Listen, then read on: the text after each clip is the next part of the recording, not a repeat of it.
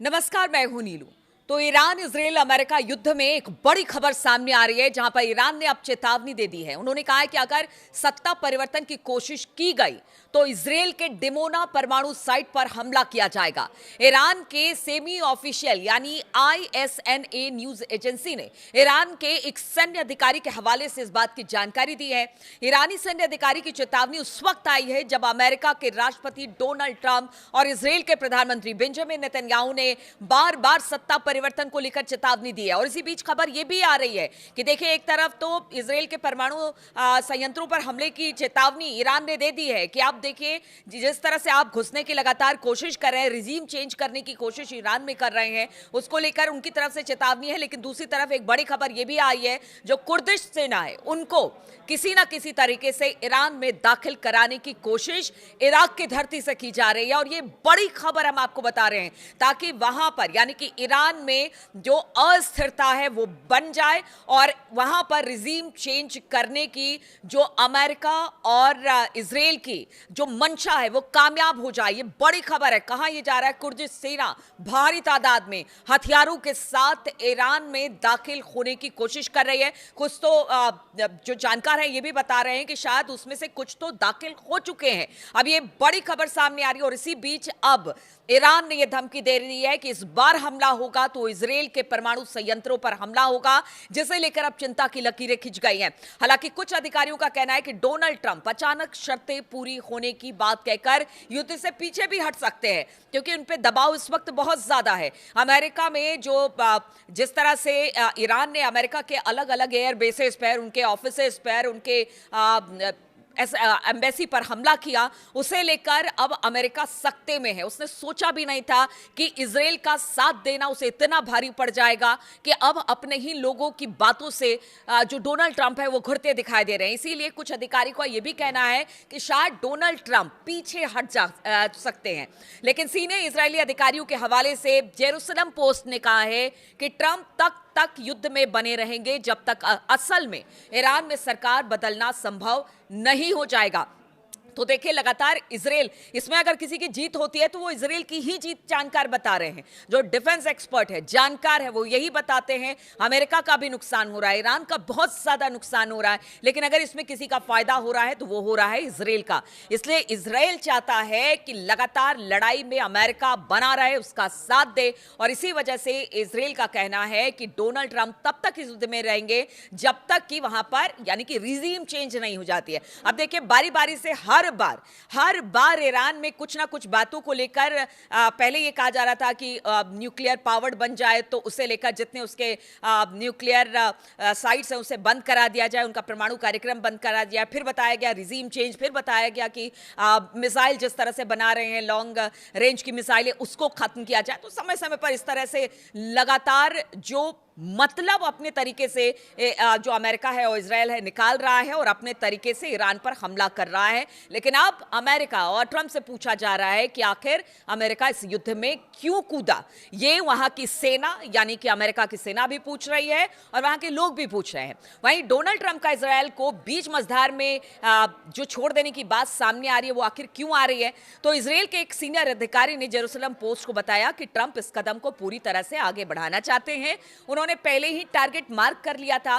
वो सरकार को बदलना चाहते हैं और उनका कोई इरादा नहीं है कि वो अपनी रफ्तार कम करे। तो वहां से तो खंडन आ गया। लेकिन यही कहा जा रहा है कि पीछे क्यों हटेंगे, क्योंकि दबाव बहुत ज्यादा है भाई ट्रंप पर। वो जिस तरह से पूरी दुनिया को उन्होंने एक युद्ध में झोंका है, उसका दबाव अब ट्रंप को सहन नहीं हो पा रहा है। और जिस तरह से स्ट्रेट ऑफ हॉर्मुज की बात की जाए या बाकी जगह पर अरब देशों की बात की जाए, जितना नुकसान अमेरिका को हो रहा है, जो वहां पर इन्वेस्टमेंट था, उनके एयर बेसिस थे, उनके जो बाकी जगह पर और भी जो लोग रह रहे थे, काम कर रहे थे, उनके लिए बड़ी दिक्कत है। इसलिए अमेरिका ने कह दिया जल्दी से जल्दी जितने अमेरिकन हैं वो अरब देश छोड़कर वहां से हट जाए, यानी भाग जाए। ये इस तरह से ट्रंप ने कहा। इसीलिए कहा जा रहा है कि क्या ट्रंप यहां से पीछे अपना कदम करेंगे। लेकिन बताया जा रहा है कि नहीं, ट्रंप ने जो कह दिया है यानी रिजीम चेंज तो रिजीम चेंज, और ईरान को खत्म करना है तो ईरान को खत्म करना है। अभी अगर लेटेस्ट बात की जाए तो ईरान पर भी जबरदस्त हमले हो रहे हैं, कई जगह पर हमले हुए हैं। इधर अगर ईरान की बात की जाए तो वो अलग अलग जगह पर अरब देशों में, खासतौर पर सऊदी अरब, यूएई, बहरीन, कतर, तुर्की, हर जगह ईरान की मिसाइलें गिर रही हैं और अब तो ईरान का कहना है कि अभी ऐसी ऐसी मिसाइलें बाकी है जिससे भारी तबाही होगी। और इसमें इसी को लेकर उन्होंने कहा है कि देखिए अब इजराइल के परमाणु ठिकानों पर भी ईरान की मिसाइल गिरेगी। इधर अमेरिकी और इजराइल अधिकारियों ने कहा है कि ईरानी सरकार अभी मौजूदा हालात को संभालने में जूझ रही है, जिसकी वजह से सिर्फ सीनियर सरकार और मिलिट्री लीडर्स को ही नुकसान हुआ है, खासतौर पर ऑपरेशन के शुरुआती पलों में, बल्कि mid level commander, field units और कमांड सेंटर्स पर भी हमले हुए हैं। ये अमेरिका और इजराइल का दावा है, इसलिए इस वक्त ईरान कमजोर है। लेकिन लगता तो कहीं से नहीं है, क्योंकि ईरान लगातार हमले कर रहा है, तबाही मचा रहा है। हालांकि ईरान भी इस दौरान, ईरान में भी भयंकर तबाही देखने को मिली है। और कल जिस तरह से हमने देखा कि श्रीलंका के पास ईरान का एक जो युद्धपोत था उसे मार गिराया गया, 87 लोगों की मौत इस जहाज पे हो गई है, जो कि एक बड़ा सेटबैक है। और ऐसे भी कहा जा रहा है कि 800 से 1000 लोग अब तक ईरान में मारे जा चुके हैं, यानी वहां पर भी जबरदस्त तरीके से तबाही मची हुई है। लेकिन ईरान भी कोई कोर कसर नहीं छोड़ा है। उसका कहना है कि अगर ईरान नहीं रहेगा तो फिर वो मुल्क भी नहीं रहेंगे जो अमेरिका और इजराइल का साथ देते हैं। और जिस तरह से अमेरिका और इजराइल ने हमारे सुप्रीम लीडर को मारा है, उसका खामियाजा तो उन्हें उठाना पड़ेगा। अब जिस डिमोना न्यूक्लियर साइट की बात कर रहा है ईरान, वो है क्या, वो आपको बताते हैं।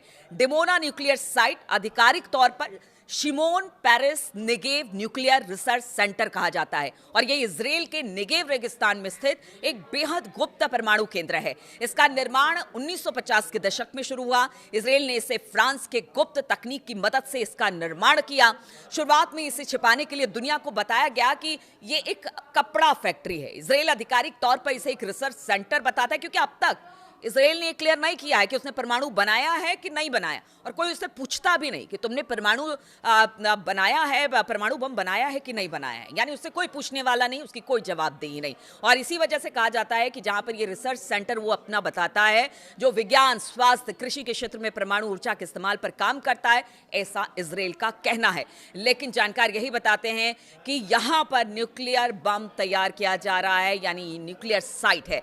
डिमोना न्यूक्लियर साइट की सुरक्षा भी काफी सख्त है, लेकिन अंतर्राष्ट्रीय विशेषज्ञ और खुफिया एजेंसी का मानना है कि ये इजराइल के परमाणु हथियार कार्यक्रम का केंद्र है। माना जाता है कि यहां पर प्लूटोनियम का उत्पादन किया जाता है जो परमाणु बम बनाने के काम में आता है। अब देखिए, अगर इस साइट पर ईरान हमला करता है तो फिर आप समझिए कि ये तीसरा वर्ल्ड वॉर ही कहा जाएगा, क्योंकि किसी परमाणु संयंत्र पर अगर हमला करते हैं, वहां से किसी तरह का रिसाव होता है, तो इसका कितना ज्यादा इंपैक्ट मतलब उस पूरे क्षेत्र में, उस पूरे एरिया में होता है। इधर अगर बात की जाए इजराइल की, तो वो भी लगातार जो ईरान के परमाणु ठिकाने हैं उस पर हमला कर रहा है। और इस बात को ईरान ने कहा था, लेकिन फिर IAEA ने कहा कि नहीं, ऐसा कुछ नहीं है। लेकिन आप सोचिए कि अगर वाकई में ईरान को लगता है कि अब समय आ गया है उनके परमाणु ठिकानों पर हमला किया जाए, तो आप इसके परिणाम भी समझ लीजिए। यानी ये जो पूरा युद्ध है ये किस ओर जा रहा है। और यहां तक तो ये भी कहा जाता है कि जब लगेगा कि अब ईरान पीछे नहीं हट रहा है या लगातार हमले कर रहा है, तो क्या अमेरिका जिस तरह से द्वितीय विश्व युद्ध में उसने हिरोशिमा पर बम गिराया था, परमाणु बम, क्या उसी तरह की कुछ हरकत कर सकता है? बहुत सारे सवाल हैं और सब इसीलिए चिंतित है कि देखिए इसे यही रोकना सही है। इसीलिए रूस के विदेश मंत्री जो हैं वो ईरान के विदेश मंत्री से बात करते हैं। इधर अरब देश जो है वो रूस को आगे कर रहा है कि आप किसी तरह से मध्यस्थता कीजिए, बातचीत कीजिए, इसको खत्म करवाइए इस युद्ध को। भारत में भी इसका अच्छा खासा असर पड़ेगा, क्योंकि बताया जा रहा है कि 48 दिनों का यहाँ पर क्रूड ऑयल है, उसके बाद क्या होगा, पूरी दुनिया भर में हाहाकार मचेगा। आज तो आप समझिए कि छठा दिन है और अभी से इतनी दिक्कत आ रही है, तो अगर ये युद्ध लंबा खिंचता है तो फिर इसके कितने बुरे परिणाम होंगे। पूरी दुनिया इसी को लेकर सहमी हुई है।